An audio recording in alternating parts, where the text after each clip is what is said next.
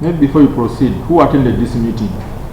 Myself, Joel Wakahima, and Dr. Besigye. The question again about Bobi Wine was brought up. Who brought it up? I brought it up. If Bobi Wine was elected, Yes.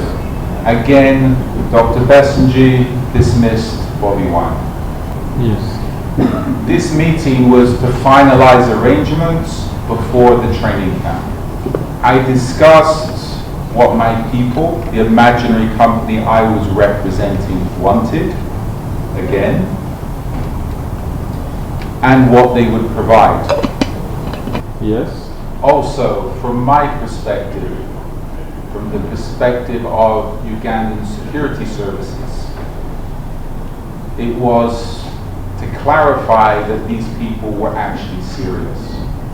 Serious about what? Serious about a training camp, serious about their intentions to overthrow the government of Uganda, and after this meeting, serious about planning an assassination attempt on President Museveni. Download the app on App Store or Google Play Store now. Vision Digital Experience, the future of media.